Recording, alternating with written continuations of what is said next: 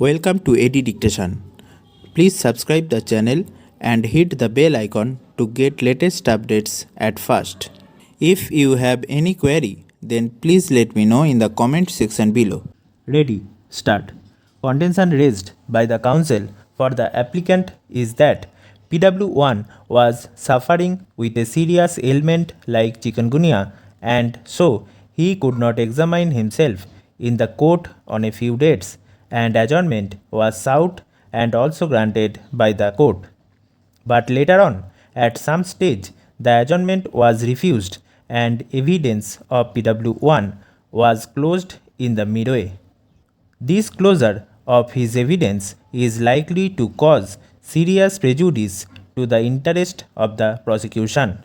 Another submission is that the statement of PW2 also appears to have been misplaced, and in place of it, some carbon copy is said to have been kept on the record, and that also speaks about the high irregularity which has crept into the proceedings, and in that regard the statement of PW2 needs to be recorded again, but the presiding officer seized with the matter is not acting in accordance with law. Therefore, the proceedings should be transferred to any other court. Para.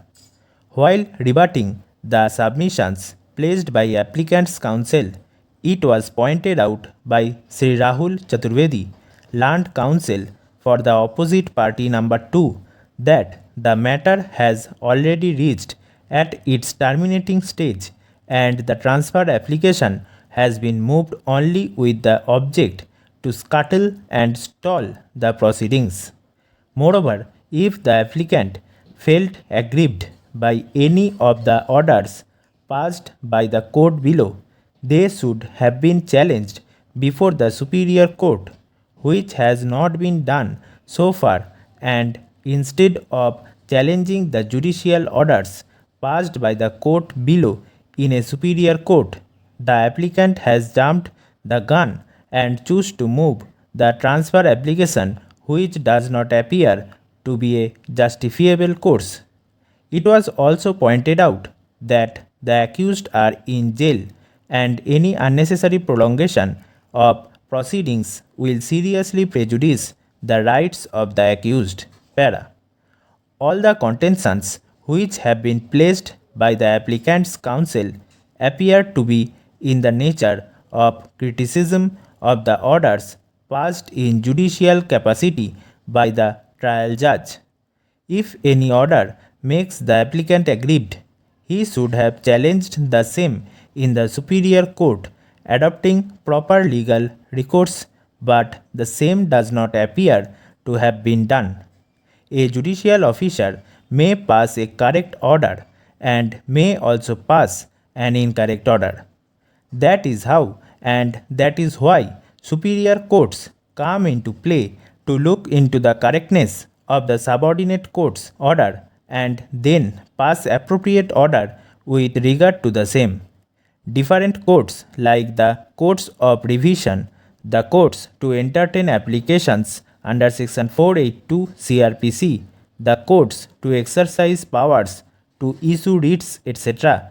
with separate jurisdictions have been carved out to exercise such respective jurisdictions in the High Court. But passing of the incorrect orders, even if it is presumed that the same has been done, does not constitute a legitimate ground to transfer the trial. Para.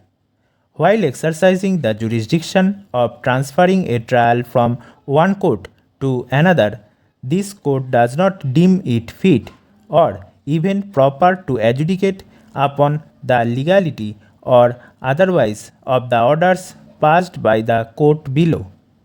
There is hardly any material available on the record which may indicate that the presiding officer is or was acting unfairly or dishonestly or was acting with prejudice or was influenced by some extraneous considerations, and therefore this court feels disinclined to interfere or to proceed to transfer the trial.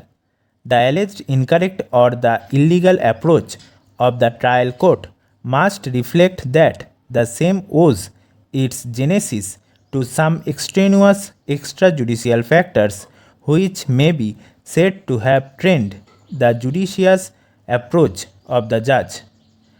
Unless such a possibility appears plausible, this court ordinarily does not feel persuaded to exercise powers under section 407 of CRPC only on the ground of the trial judge having passed some incorrect order. Stop.